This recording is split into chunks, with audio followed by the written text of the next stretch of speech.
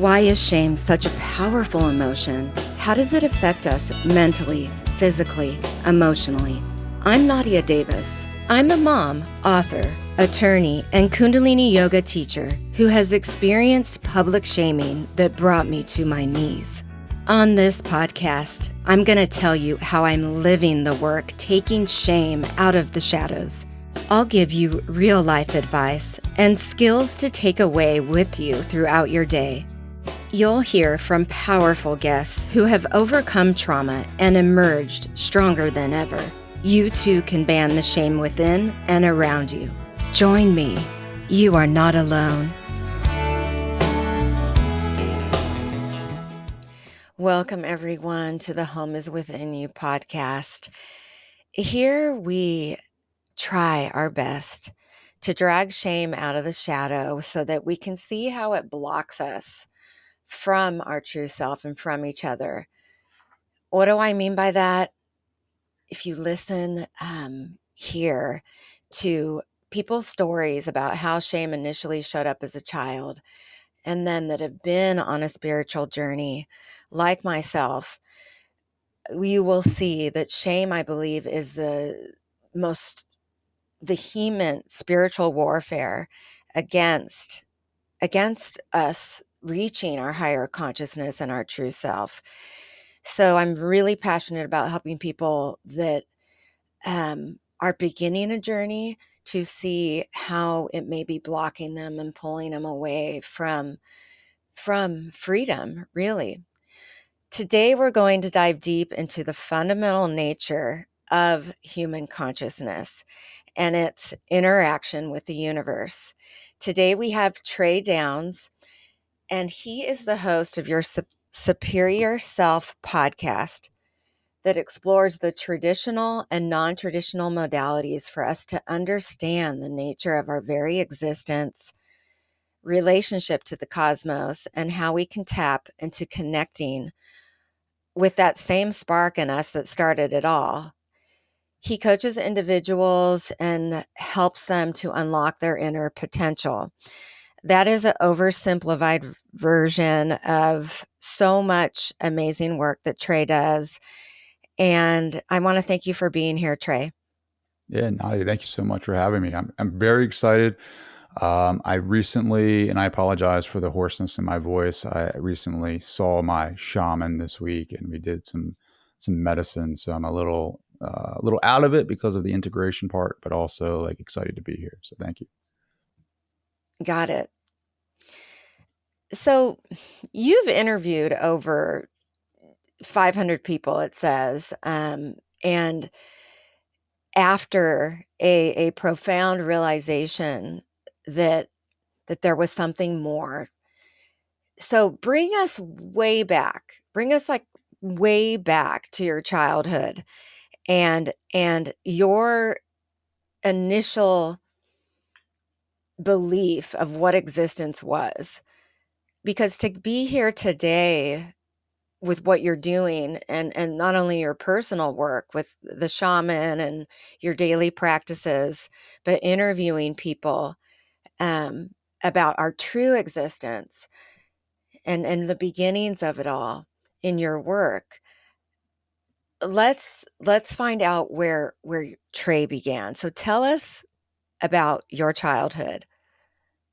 Sure. And your like first baby core beliefs that were set in stone that Baby core led up to beliefs. that Well, I moment where think I you came said, in. Yeah, I think I came into this world with the knowing of who we are. I think, the first 7 years, it was basically just becoming molded into the society in which I lived. And I'm from Southern Delaware, and uh, a very blue collar town.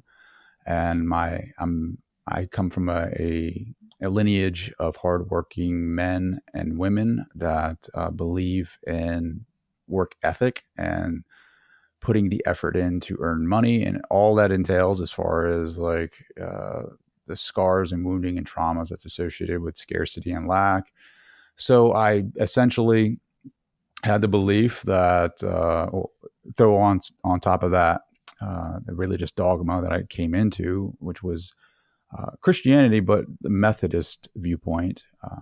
you have to go to church, you have to do these things, you have to obey the commandments, you have to do X, Y, and Z to get into heaven. And so, I mean, I'm a traditional American male, white male, and I have a lot of programming, a lot of beliefs that were given to me, not necessarily my own at the very beginning. I played sports, I was an athlete, did okay in school.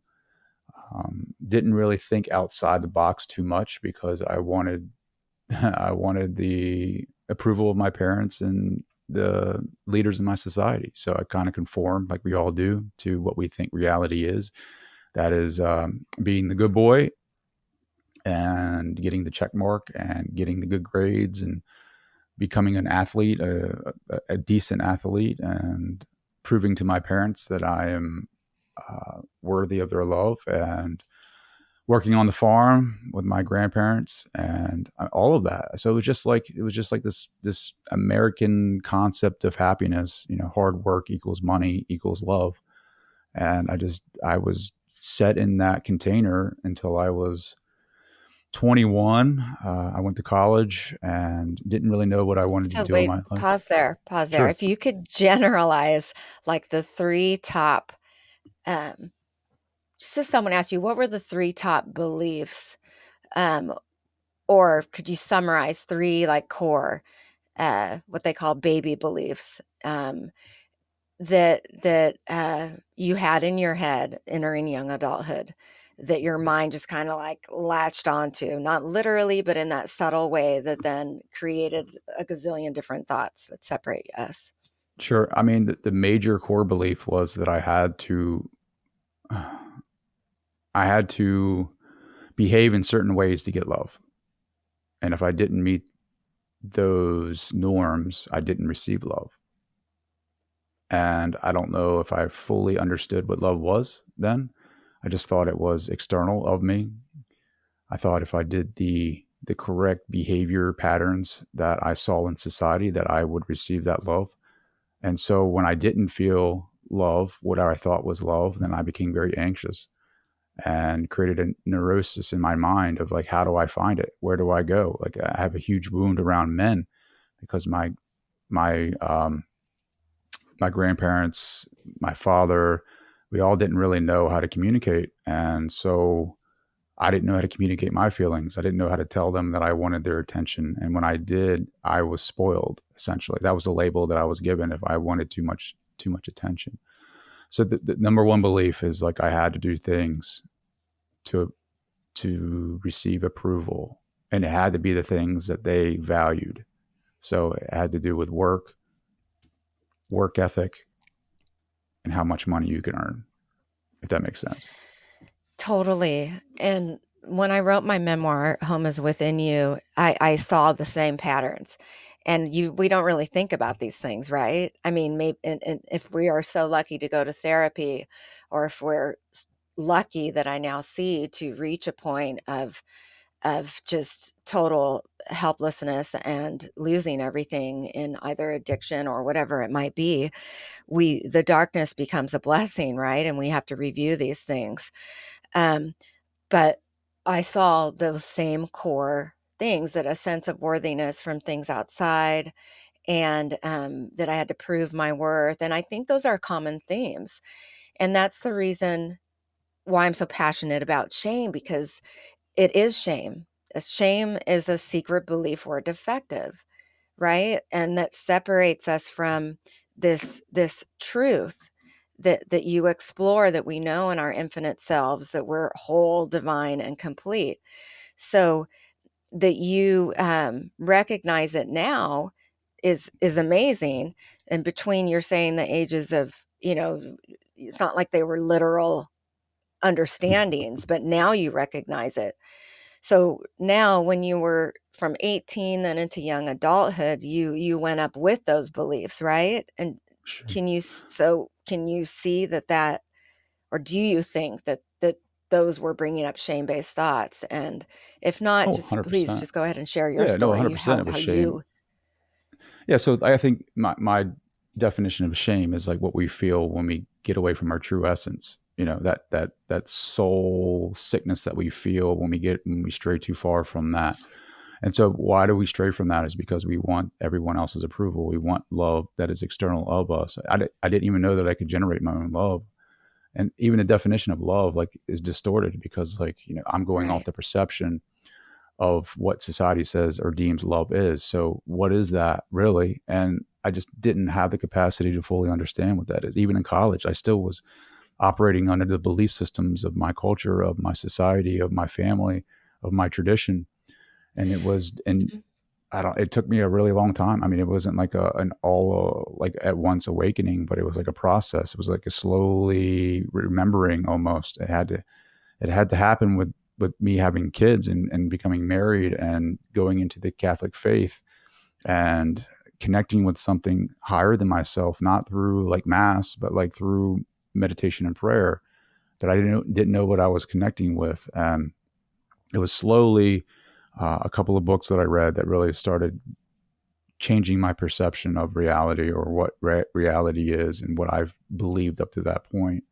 I think it was a book called Resisting Happiness. It was funny because I was a newly Catholic, um, uh, I guess, believer or a member of the faith, and my priest had given me a book called Resisting Faith, and it was fascinating because it basically stated that all the resistance, like that you feel towards something, is outside of yourself. It's not really you being lazy towards learning something Right. new. It's like the resistance that surrounds it.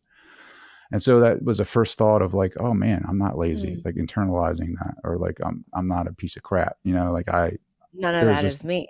yeah, none of that is me, right? So it really sent me down this path of like wanting to learn more. All the subjects that scared me, like I wanted to learn more about those and why I really was, I don't know, not confident in myself to learn about like math. So I went back to school. I went back to college and really tackled those subjects that scared me at first, but it was the resistance. And so like I attacked the resistance. I externalized the resistance. It wasn't inside of me. So like it gave me more confidence to go into different areas of my life and look where the resistance was and conquer that, which led me down so many different paths and so many different realizations about like what reality is. But yeah, I don't know if that answers your question, but it was like an It unfolding almost. it does, and I think the work that you've done has led you to a point that, we don't it's not about getting lost and intellectualizing the emotional or mental process developmental journey, which is great if you get to do that in your life, but it's about realizing that that in and of itself isn't our true selves, Yeah, and I'm still right? learning what that is. I'm still learning what the true Yeah. self is, like because like if somebody has to tell you what that is, like you're still going outside of yourself. Like it's Well, really it's the fully human committing to that. existence, Yeah. right?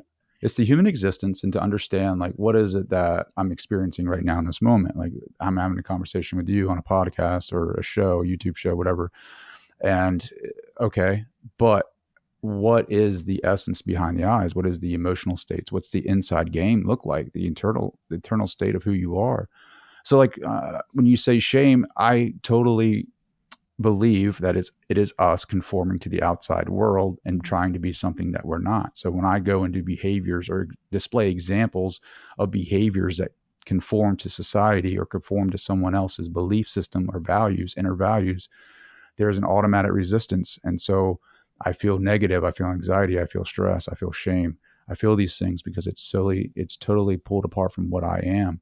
And I can't define what I am. Like, who am I to say what I am? I know that I am aware in this moment of having this interaction, of having this body, of having like emotional states. But I'm becoming very conscious of like not allowing the emotional states to rule my world unconsciously Mhm. anymore. Like, taking control of that, seeing the patterns in my life that keep repeating themselves because of the thinking and the thoughts that I repeatedly have because of my programming. I'm stepping outside of the box and being the observer of those thoughts and like understanding like, is this me reacting to the Right. situation? Or is this a pattern that I picked up through mirroring of my external environment, whether through childhood or early adulthood with my parents? Am I speaking to my wife right now the way that I want to speak to her, that I know I should be speaking to her? Or am I speaking to her in a way that I saw my father speak to my mom and vice Mhm. versa? So it's like fully becoming aware of like just the moment and how you're receiving that moment. It could be either a gift or it could totally destroy you. But I think you have to, one, be aware of that. But it takes a lot, I think, in life, events, different events, to kind of slowly awaken to that. Because if you do it all at once, it could be too overwhelming.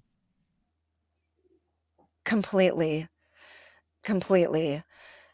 Now you interviewed me on your podcast, and you know that I'm the survivor of a near-death car accident that rocked my inner world, wherein everything I experienced made complete sense, but the world I returned to was so separated and disconnected.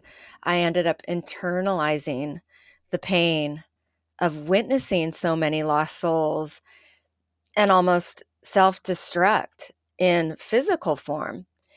But it wasn't until I found Kundalini yoga, breath, mantra, and sound that I could separate myself enough, like you're saying, to observe my own human consciousness at whatever level we're capable of, and how it and my mind were separating me with the belief the world even had to be a certain way or people had to be a certain way versus the ek, everything and nothing. The universe is experiencing itself. But once I came to the realization that my mind is judging things should be quote unquote good. What is good? What is a better world? At least it allowed some to work on the attachments, to separate a little bit, and to honestly accept some of the pain in the world and life. And so for you, like, uh, describe your, and I practice Kundalini yoga every day and meditation, and it keeps that sanity and sobriety. But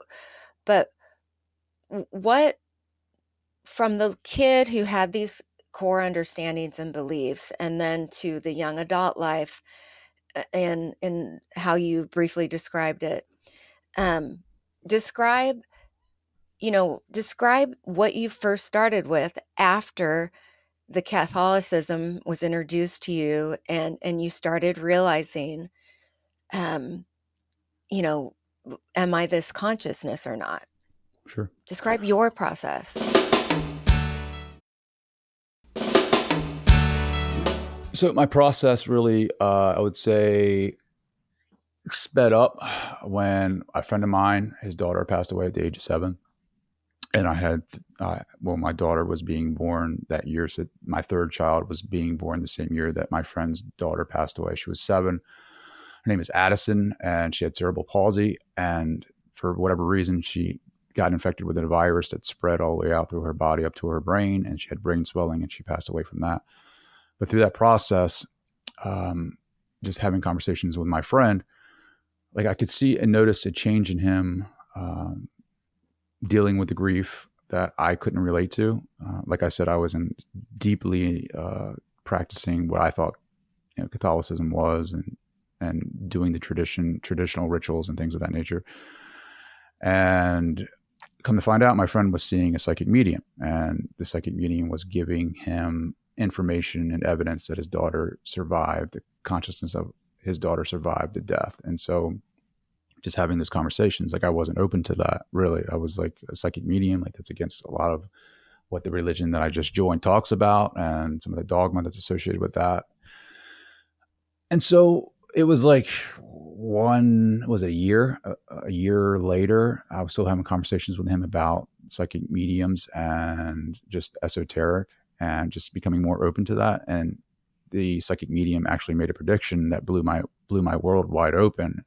She was like, I don't know if you're a betting man. This is to my friend, not me. I don't know if you're a betting man, but the Chiefs, and this is the year the Chiefs went to the Super Bowl. She was like, the Chiefs or Andy Reid's team's going to win by 11.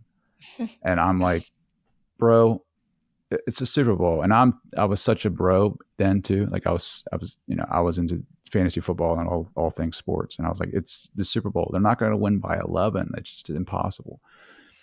And he's like, I don't know what to tell you. This is what this lady's told me. And sure enough, February rolls around, the Super Bowl comes, and the Chiefs win by 11. And that was like, holy crap! Like, how did this woman do this? Like, what are her guides? What is Oh, she talking about? It was totally outside of my world, and I wanted to know more. So okay. I had a lot more deeper conversations with him. Talked about a couple of authors that he was reading and podcasts that he was listening to, and so that sent me down that trajectory of like exploration, like near death experiences with Raymond Moody. And I read his stuff. I called him. Like, I wanted him to be my mentor. I wanted to know everything that he knew. I wanted to know about the commonalities in near death and what is that. And that to me felt more right than what I was learning in Catholicism. And so And the I real made, world, I get yeah, it. yeah, I made the leap, and it wasn't comfortable. Like, I So started, how long ago was that? that was 2018. Okay. And since you've had the privilege of hosting and interviewing over 500 plus Over in-depth 500 conversations with in-depth mystics, conversations. Yep. Mystics, channelers, and channels, other mediums. spiritual guides, and that's wow. So 6 years. Yep. So what has been the most personally revealing or challenging discovery, and why? And has it helped you understand the nature of human consciousness? Two very different questions. Sure. I've had a conversation with a individual that I met, and she was a CEO of a quantum computing investment company, and she was highly realized individual, and she can tap into something that is outside of my capacity still. Like, she can tap into some type of higher consciousness and bring that forth on Mhm. a Zoom call, and I could feel the effects of that conversation running through my body. Like, I don't know what it was. It was like I felt this electricity, almost a static feeling, and like pulsating in my stomach. And like, what I later found out was like my chakra system coming online. Like it was opening up those. And she just blew me away. Like, I didn't know what that was, and she kept referring to Plato, allegory of the cave, and so it just set me down this rabbit hole of like wanting to know and understand more about Plato's cave and what that meant. And I'm still learning. Like, I what she was tapping into, I don't. I assume it's the universe, the mind, the one mind, and she's bringing forth this information, and we're just speaking, and she was able to transmit that energy to me. But that was the most powerful conversation I've ever had. And the realization of like, what you think this place is, you have no idea. Like, this, we think we can label what this reality is. People and mystics and teachers, like the ones that are so confusing, the ones that come up with these sayings or don't tell you anything at all, those are the way showers, the way bearers of this consciousness. There's a lot of, like, I've had a lot of conversations with a lot of different folks, and everybody has different opinions about different subjects. Not that I'm not saying that's wrong. I'm just saying that's their reality. That's their perception of it, and everybody has a different perception depending upon where you come from. Right. It's Right. all right. It's not, there's not, oh, they're right and I'm wrong. It's all right. There's been so many different stories about Jesus, and what I've come to understand, about quantum field and quantum physics is that it could be all right because of the Mandela effect. People with different consciousness experience different experiences. So who's to say that there wasn't two Jesuses? Who's to say that he didn't have a Mhm. twin brother that was Jesus? I don't know. Like, all I'm saying is, like, take what you need from the conversation and leave Mhm. the rest if it doesn't feel right. But I know in my truth, when I had this conversation with this woman who didn't claim to be a mystic, she's just an experience. She experiences the non-human intelligence phenomena that you see in UFOs and encounters like that. Like, she experiences these types of things all the time in her reality.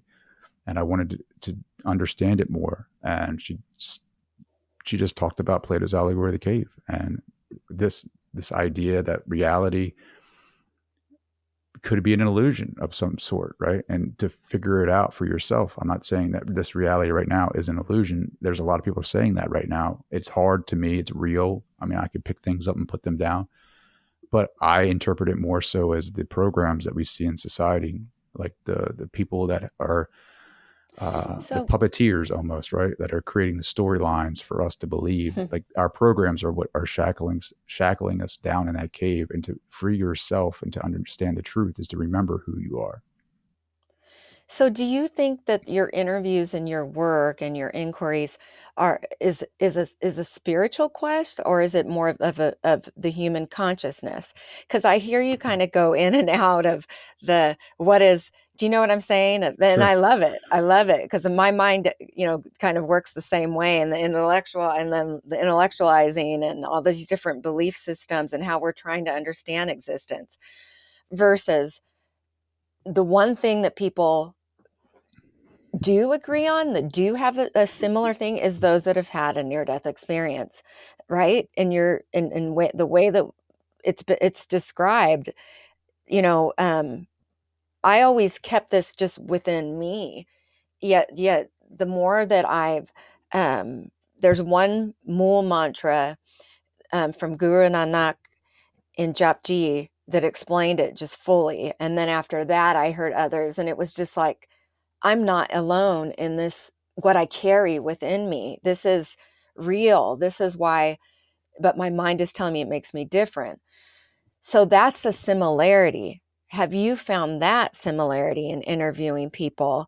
And do you think that your work is that spiritual question, and or that human consciousness and how we exist in the world question? I think it's everything. Sure. No, it's all of it. It's I think spirituality is consciousness.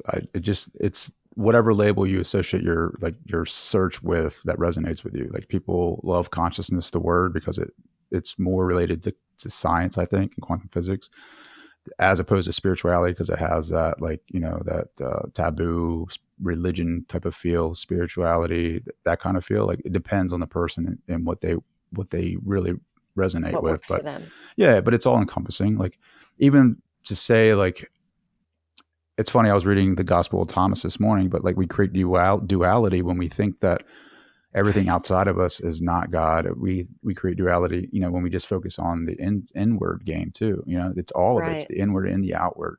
It's not necessarily one or the other. So consciousness is what I think is fundamental in this reality. I think, and I say that, and I laugh because I feel like there's a part of my brain that understands what that means, but then there's also like the mystery of it too. Like there's an awareness that is conscious, and so like, what is it? Am I the awareness or am I the conscious? You're all of that. Spirituality, I think, is just the path of curiosity that we all kind of take in that pursuit of like knowing thyself, and Okay. it's a remembering almost, I think. I mean, you have a profound understanding of diverse spiritual practices. So you would say that your practice is what? Is My it practice is really just, I is would it say, getting hyper aware of the internal states of who you are. Like really that's exactly questioning how I that. would have Yeah, described really, yours. like even the awareness, like people don't Yeah, understand like the awareness that we have, like the ability to focus in on this is. conversation is the life force, and Mhm. how we've devastated that through our scrolling through our phones and like just the computer systems, and how we think we multitask, but we don't multitask. All of that is just ripping apart of our awareness, where we can't focus in on the moment. Like, what is the average attention span now? Is like 4 seconds. And so, what does that tell you? Like, we're always looking for the next thing to do because we're addicted to the Mhm. the endorphins in our body to like explore something and get that feeling of satisfaction, right? And like, I've And really that's the been, yeah, dissatisfaction, is that's the the constant dissatisfaction. movement. That's what the spirit is like, the Right. spirituality part of yourself. The soul is saying, hey, man, come back and just focus for a second so I can connect with you. That soul sickness that you feel, that disconnection is like, Right. you thinking you're the player, the role bearer in this, and you're not. Like you're the awareness right now sitting in this moment, and you don't even realize it. It's like underneath your nose, and all you have to do is focus on your breath for like a half hour, and Mhm. you'll remember. Absolutely. So, presence, Presence. presence, presence. What is your most profound tool for presence?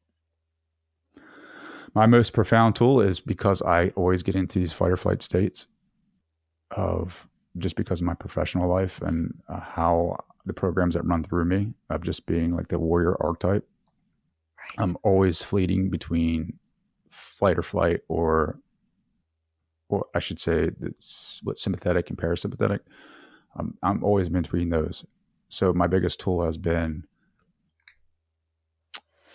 breath work, which gets me out of those states, and binaural beats, things that really calm the mind, so that way I can get back into my body and calm the body, so that Embodiment. way I can remember who I am. Breath work has been probably the biggest tool for me.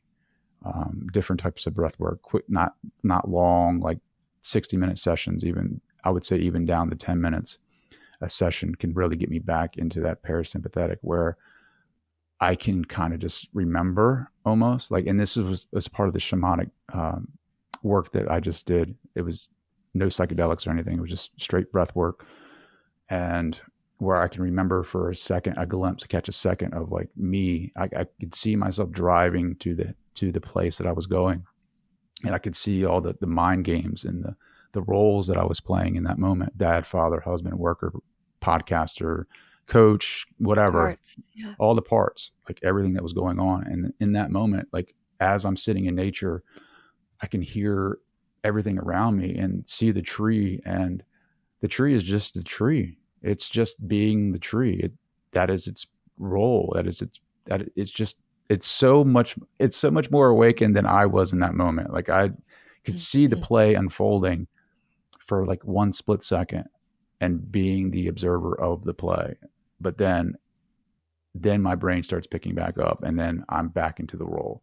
So now another tool is, Embodiment. Yeah. yes, embodiment of the now, and like really working on techniques of helping repair my awareness, because it's been so splintered and fractured from all of the devices, all of the technology that we have. Not saying it's bad, but it does destroy, and all the multitasking that I think I'm doing is tearing apart our awareness, which I think is directly related or connected to our life force that gives things power, like visualization. When you're trying to manifest something and you go into that visualization state, that meditative state, it's your attention to the details, it's your attention to your emotions that creates that and pulls that into your energy field. So the more fragmented your awareness, the less effective that visualization will be, if that makes sense. That's your home. Your home within is you're recognizing that the finite, and then the mental, emotional ways you're surviving, the survival mode and the extreme. And then you've built this awareness and journey of all the layers of, then okay, the consciousness, then theories and spirituality, and then the ek, everything and nothing. And then you're right in a human body with a soul in the middle. That's the home. That's being in both, okay with both. Yep, 100%. There's a saying, there's a Sufi saying, it's called the Barzak, which is the place that connects two objects that are not connected or something. I'm totally butchering that, but it's like the place that connects two things that aren't normally connected, like a bridge. Think of What a is this bridge. called? The Barzak. Okay. Barzak, like if you want to spell it like roughly Barzack, if you want. Like it's a Okay. Sufi saying, and I learned that through a spirituality class. Like I'd never heard of that before. Like we are the Barzak. We are the instruments, we are the conduits that connect heaven and earth. And so through that, our soul expresses and is here. And it's really, I mean, why are we here? Is to have this experience, to know thyself, to understand, to become the superior self, to expand that awareness, to expand the ability to love thyself, to find that within and not without. Because I mean, ultimately, how many of us are walking around behaving in ways that we totally don't recognize because we just want someone else to approve of us? Like our inner value system is based upon someone else's. And so like how can we become more aware of these types of things? What practices can we implement to remember and to like help heal the body? I mean, a lot of, I don't know, I'm getting ready to go down a rant because I can see it, because I just came out of there's different states of consciousness of that shamanic work. And that was a big realization too. It's like, again, going back to the cave and escaping the cave of modern society, the illusion, which I term the illusion, is what the patriarchal model of society.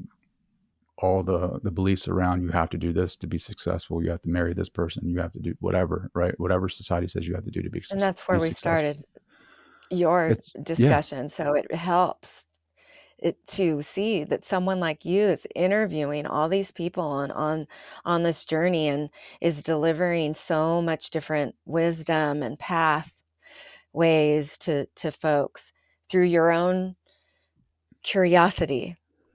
You're allowing others to explore their curiosity and then have the authentic conversations with others in their life.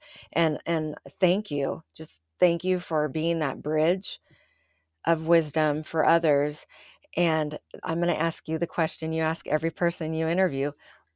Trey Downes, what is your superior self? My superior self. Oh, my superior self is being, oh man, that's a tough one. I've never thought of that. I would say my superior self is becoming a conscious creator where I create my own love, I create my own success within me and not have to look out without, and having a conscious connection to the Divine Mother and co-creating with her and being of service to humanity. That is my superior self. Thank you. And thank you so much again for the work you do. Just thank you for helping people get curious and understand and want to connect with in physical life, the infinite that I was in. Thank you for sparking that interest in human beings out there. It is the quest of life. So Sure, thank it's you so much always a for the work quest. you Yeah. do. I know your kids are coming, and have an awesome day. Everybody, check out Your Superior Self podcast. It is incredible interviews of amazing individuals. And Trey is just a curious person that asks all the questions you want him to ask and explore. So please check out his podcast, okay? Bye. You are not alone. If you are dealing with shame and trauma, please reach out to me through my website, nadia-davis.com. You can get a free Ban Shame tip sheet and find out about upcoming events. I'd love it if you picked up my book, Home is Within You, wherever books are sold. If you like this podcast, please tell a friend, leave a review, and make sure to follow me on Apple, Google, Spotify, or wherever you get your podcasts. Sending warm hugs.